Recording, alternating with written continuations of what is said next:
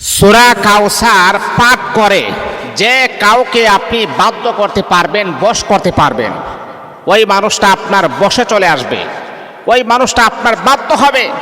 যেই মানুষটা আপনাকে দিনের পর দিন অবহেলা করেছে, যেই মানুষটা আপনাকে দিনের পর দিন আপনাকে অবহেলার নজরে দেখেছে, আপনাকে কোনো সম্মান করে না, পায়রুটি দেয় না, অথবা এটা আপনার নিজের স্ত্রীও হতে পারে, এমনকি আপনার স্বামীও হতে পারে, অথবা এটা আপনার প্রিয় মানুষও হতে পারে, যাকে আপনি এত মহাব্বত করেন, দিন রাত তার পিছনে আপনি ব্যয় করেন তাকে পাওয়ার জন্যে।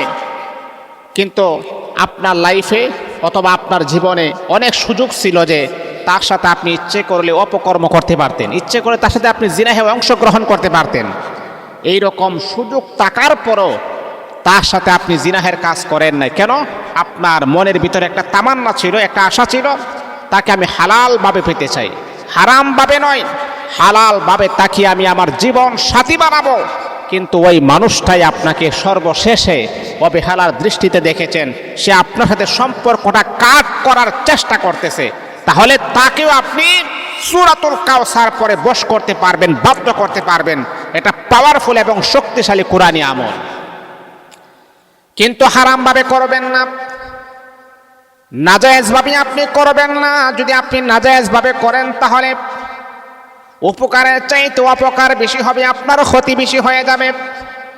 এই আল্লাহ তাআলার বান্দা শোনো শোনো, অনেক নারীদের এমন অভিযোগ আছে, হুজুর আমার স্বামী আমাকে আগের মতো মহাব্বত করে না, ভালোবাসে না, আমি তার সাথে রিলেশন করে বিবাহ করেছিলাম, সম্পর্কে বিবাহ করেছিলাম, 2-3 মাস আমাদের সম্পর্কটা বড় গভীর ছিল, আমাদের সম্পর্কটা বড় ভালো ছিল। এখন হুজুর সে আমাকে সহ্য করতে পারে না, এমনকি সে আমাকে ছাড়ার জন্য আপ্রাণ চেষ্টা করতেছে। হুজুর আমি পারবো না, আমি চাই তাকে আমি সারা জীবন তার সংসার আমি করব, তাকে ছেড়ে আমি কখনো যাইতে পারবো না। এই আল্লাহ তাআলার বান্দে শোনো শোনো, এই আমলটা আপনি করবেন, ইনশাআল্লাহ আপনার প্রিয় মানুষটা আপনার বাধ্য হবে, বশ হবে। অথবা যদি আপনার স্ত্রী যদি বাবার বাড়ি কথা বলে চলে গেছেন কিন্তু আর আসতে চাই না, তাহলে আপনি আপনার স্ত্রীকে সূরাতুল কাউসার পরে পাঠ করে বাধ্য করতে পারবেন। এটা হালালভাবে আপনি করবেন, হারামভাবে নয়। হারামভাবে যদি আপনি করেন এটার উপকারের চাইতে রিয়াকশনটা বেশি হয়ে যাবে, ওই সময় আপনি ক্ষতিগ্রস্ত হয়ে যাবেন, ওই সময় আপনি হারে হারে টের পাবেন, হারে কেন আমি হারামভাবে করলাম। অথবা আপনি আপনার প্রিয় মানুষ যাকে মহাব্বত করেন, ভালোবাসেন, প্রিয় মানুষের ভালোবাসায় আবদ্ধ করার জন্যে এই আমলটার কোনো বিকল্প নাই, সে আমলটাও আপনি করতে পারেন। কখন করবেন?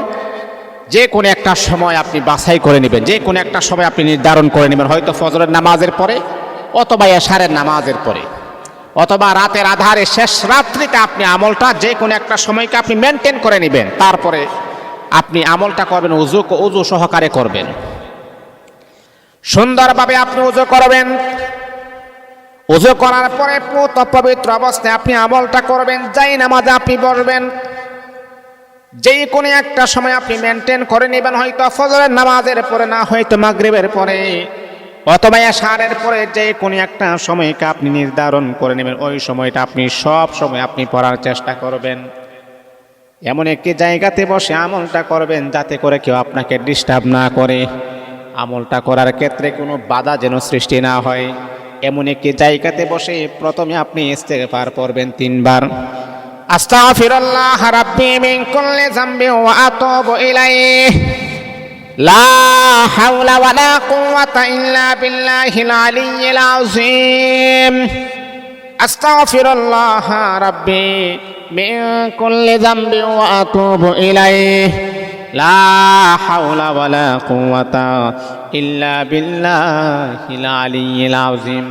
ইস্তিগফারটা আপনি 3 বার পড়বেন, 3 বার দুরূদ ইব্রাহিম পড়বেন, যেটা আমরা নামাজে পড়ি দুরূদ ইব্রাহিম, সেই দুরূদ ইব্রাহিম 3 বার পড়বেন। ও বন্ধু আমার, আপনার স্বামীর একটা ছবি যদি আপনার মোবাইলের ডিসপ্লেতে থাকে তাহলে এটাকে ডিসপ্লেটা ওপেন করবেন।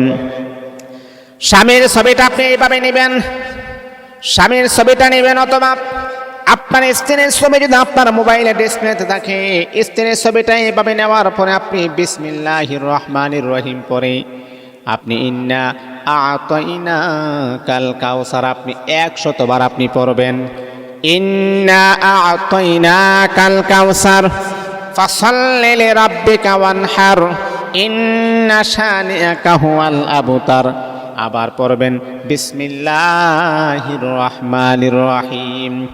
এমন করে করে আপনি 100 বার পড়বেন।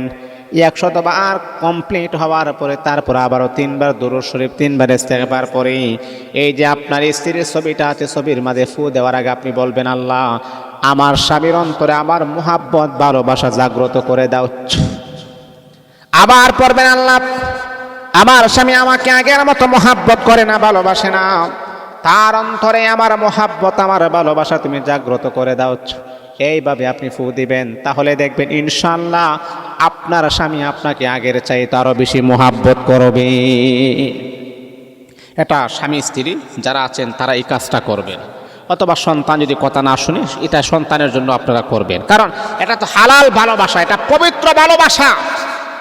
স্বামীর ভালোবাসা পাওয়া এটা হচ্ছে পবিত্র, স্ত্রীর ভালোবাসা পাওয়া এটা হচ্ছে পবিত্র। এই পবিত্র ভালোবাসার বন্ধন যেন মজবুত হয়, শক্তিশালী হয়, এই জন্য আমলটার কোনো বিকল্প নাই।